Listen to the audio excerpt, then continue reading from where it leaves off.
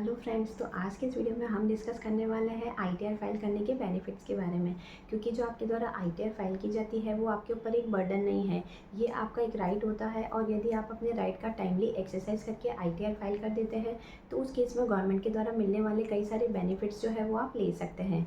साथ ही आपके द्वारा जो रिटर्न फाइल की जाती है तो उसका मतलब ये भी नहीं है कि आपको टैक्स का पेमेंट गवर्नमेंट को करना है।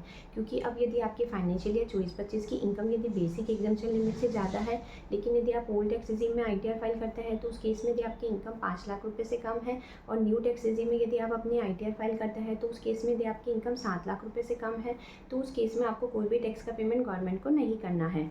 तो hi everyone, this is CA Deepika Jain here and welcome back to my YouTube channel. तो आज के इस वीडियो में मैं आपके साथ डिस्कस करने वाली हूँ कि यदि आप अपनी आईटीआर टाइमली फाइल कर देते हैं तो आप गवर्नमेंट के द्वारा मिलने वाले कौन कौन से ऐसे बेनिफिट है जो कि ले सकते हैं। तो वीडियो आपके लिए काफ़ी यूजफुल होने वाली है, इसलिए वीडियो को एंड तक जरूर देखें। Benefits of filing income tax return on time for financial year 24-25 assessment year 25-26। तो अब यदि आप अपनी फाइनेंशियल ईयर 24-25 की आईटीआर टाइमली फाइल कर देते हैं तो उस केस में आपको गवर्नमेंट के द्वारा कई सारे बेनिफिट है जो कि प्रोवाइड किए जाते हैं। फर्स्ट है इजी लोन अप्रूवल। तो जब भी आपके द्वारा बैंक में लोन के लिए अप्लाई किया जाता है, चाहे वो आपका होम लोन हो या कार लोन हो, तो उस केस में बैंक के द्वारा आपकी पिछले 3 साल की जो आईटीआर होती है वो मांगी जाती है। क्योंकि यहाँ पे बैंक को ये इंश्योर करना पड़ता है कि जो आपके द्वारा लोन लिया जा रहा है तो उस लोन का आप रीपेमेंट कर पाएंगे या नहीं कर पाएंगे, यानी कि आपकी इनकम का सोर्स कितना है उसके बेसिस पे ही आपका लोन जो है वो अप्रूव किया जाता है। अब कई बार काफ़ी सारे पर्सन क्या करते हैं कि पहले तो आईटीआर फाइल नहीं करते हैं, अब जब उनको लोन की रिक्वायरमेंट रहती है तो वो एक साथ 3 साल की आईटीआर फाइल कर देते हैं। तो उस केस में आपके द्वारा जो ये आईटीआर फाइल की जाती है वो वैलिड नहीं मानी जाएगी, क्योंकि यहाँ पे आपकी 2 आईटीआर के बीच में एटलीस्ट 6 मंथ्स का गैप होना चाहिए। इसलिए आप अपनी रिटर्न टाइमली फाइल करें ताकि फ्यूचर में अगर आपको कोई लोन लेना हो तो आप इजीली लोन के लिए अप्लाई कर सकें। नेक्स्ट है क्लेम टैक्स रिफंड। तो अब यदि मान लो आपकी फाइनेंशियल ईयर 24-25 में कोई सैलरी की इनकम है या इंटरेस्ट की है या रेंटल इनकम है या कोई भी दूसरी ऐसी इनकम है जिस पे आपका टीडीएस डिडक्ट किया जाता है, या फिर मान लो आपके द्वारा कोई फॉरेन रेमिटेंस किया जाता है या फिर कोई मोटर व्हीकल परचेज की जाती है और वो एक स्पेसिफिक लिमिट से ज़्यादा हो जाती है, तो उस केस में आपका टीसीएस भी कलेक्ट किया जाता है। तो अब यदि मान लो आपकी फाइनेंशियल ईयर 24-25 में अगर इनकम जो है वो टैक्सेबल है तो उस केस में आपका जितना टीडीएस का रिफंड होता है वो आपकी टैक्स अमाउंट से एडजस्ट हो जाता है। लेकिन यदि मान लो आपकी फाइनेंशियल ईयर 24-25 में कोई भी इनकम नहीं है तो उस केस में आप क्या कर सकते हैं कि आप अपनी आईटीआर टाइमली फाइल करते हैं तो उस केस में आप अपनी टीडीएस और टीसीएस की क्रेडिट जो है उसका रिफंड क्लेम कर सकते हैं।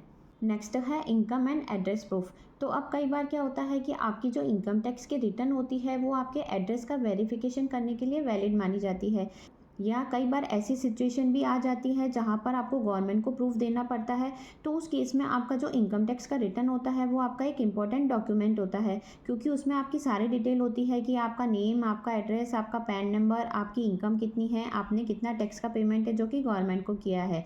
इसलिए आप अपनी आईटीआर टाइमली ज़रूर फाइल करें ताकि आप फ्यूचर में कई सारे जो बेनिफिट गवर्नमेंट के द्वारा प्रोवाइड किए जाते हैं वो ले सकें।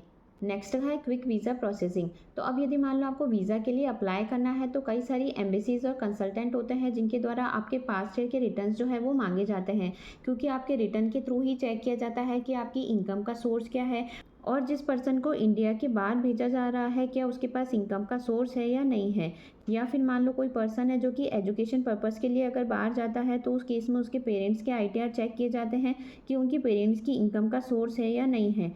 इसलिए आप अपनी रिटर्न जो है वो टाइमली ज़रूर फाइल करें। नेक्स्ट है कैरी फॉरवर्ड योर लॉसेस। तो अब यदि मान लो आप एक बिजनेसमैन हैं और आपको बिजनेस से अगर कोई लॉस हो जाता है, या फिर मान लो आप शेयर मार्केट में ट्रेडिंग करते हैं और वहाँ पे अगर आपको कोई लॉस है, या फिर मान लो हाउस प्रॉपर्टी के संबंध में अगर आपने कोई लोन ले रखा है और उस केस में अगर आपको कोई लॉस होता है, तो उस केस में यदि आप अपनी आईटीआर टाइमली फाइल कर देते हैं, यानी कि आप अपनी आईटीआर ड्यू डेट से पहले फाइल कर देते हैं, तो आपको एक बेनिफिट ये भी मिलता है कि आप अपने लॉस जो है उसको अगले 8 साल तक कैरी फॉरवर्ड कर सकते हैं और आपकी जो नेक्स्ट ईयर की इनकम है उसमें से आप अपने लॉस को एडजस्ट कर सकते हैं।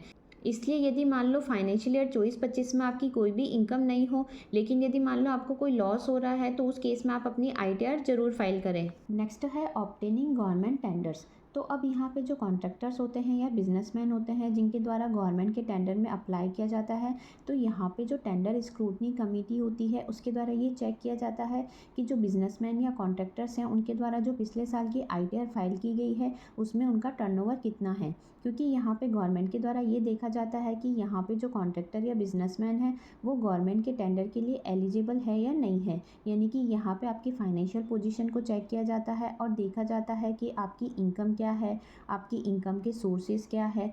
इसलिए यदि आप भी एक बिजनेसमैन या कॉन्ट्रैक्टर है तो आप अपनी आईटीआर ज़रूर फाइल करें, ताकि फ्यूचर में यदि आपको किसी गवर्नमेंट के टेंडर में अप्लाई करना पड़े तो आप इजीली अप्लाई कर सके। नेक्स्ट है फॉर बाइंग टर्म इंश्योरेंस। तो अब यदि मान लो आपके द्वारा किसी भी इंश्योरेंस कंपनी से अगर कोई भी लाइफ इंश्योरेंस पॉलिसी है या टर्म इंश्योरेंस प्लान है जो कि परचेज़ किया जाता है, तो उस केस में जो इंश्योरेंस कंपनी होती है उसके द्वारा आपसे इनकम टैक्स के रिटर्न जो है वो मांगे जाते हैं। क्योंकि यहाँ पे जो इंश्योरेंस कंपनी होती है और उसके द्वारा जो सम अश्योर्ड की अमाउंट अप्रूव्ड की जाती है वो इसी बेसिस पे की जाती है कि आपकी आईटीआर में इनकम कितनी है, यानी कि आपकी इनकम का सोर्स क्या है। यदि आपको ये पॉलिसी अप्रूव की जाती है तो उस केस में आप टाइमली प्रीमियम का पेमेंट कर पाएंगे या नहीं कर पाएंगे। इसलिए आप अपनी आईटीआर करेक्ट फाइल करें और उसमें आप अपनी सारी इनकम जो है उसको ज़रूर डिस्क्लोज़ करें। नेक्स्ट है फंडिंग फॉर स्टार्टअप वेंचर। तो अब कई सारे बिजनेसमैन होते हैं जिनके द्वारा प्लान किया जाता है कि कोई नई कंपनी है जिनको लॉन्च किया जाए, या फिर जो उनकी एग्जिस्टिंग कंपनी है उसका ही एक्सपांशन किया जाए। तो उस केस में उनको फ़ंड की रिक्वायरमेंट रहती है। तो यहाँ पे जो बिजनेसमैन होते हैं उनके द्वारा ये फ़ंड जो होता है वो आउटसाइड सोर्सेज से कलेक्ट किए जाते हैं, जैसे कि वेंचर कैपिटलिस्ट है या जो सीड इन्वेस्टर्स है। तो अब यहाँ पे जो इन्वेस्टर्स होते हैं जिनके द्वारा ये फ़ंड प्रोवाइड किया जाता है, तो उससे पहले उनके द्वारा बिजनेसमैन की जो आईटीआर होती है वो मंगाई जाती है और चेक किया जाता है कि जो बिजनेसमैन है उसकी फाइनेंशियल पोजीशन क्या है, यानी कि उनके बिज़नेस की जो फाइनेंशियल स्टेबिलिटी या प्रॉफिटेबिलिटी क्या है। और साथ ही यहाँ पे बिजनेसमैन के द्वारा जो आईटीआर फाइल की जाती है तो उस आईटीआर को क्रॉस चेक भी किया जाता है ऑडिट रिपोर्ट के साथ में, और उसके बाद ही जो इन्वेस्टर्स होते हैं उनके द्वारा फ़ंड जो है वो प्रोवाइड किया जाता है। इसलिए यदि आप अपनी आईटीआर टाइमली फाइल करते हैं तो उस केस में यदि मान लो फ्यूचर में आप अपने बिज़नेस को ग्रो करना चाहते हैं तो आप इन्वेस्टर्स जो है उनसे फ़ंड के लिए अप्लाई भी कर सकते हैं।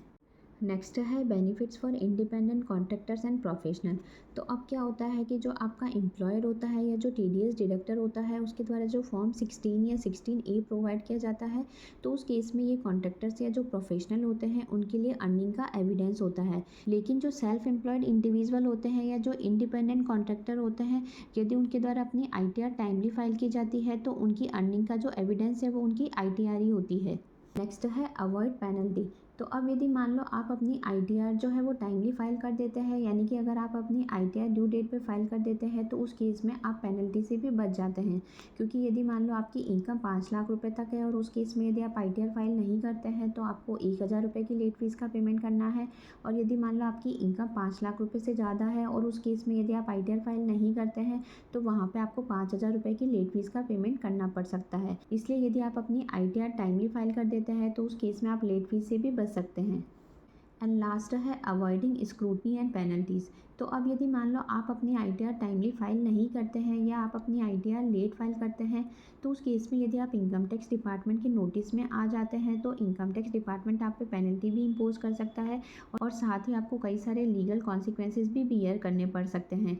इसलिए आप अपनी आईटीआर जो है वो टाइमली ज़रूर फाइल करें, ताकि आप अननेसेसरी स्क्रूटनी से बच सकें और ना ही इनकम टैक्स डिपार्टमेंट के द्वारा आप पे कोई पेनल्टी इम्पोज की जाए।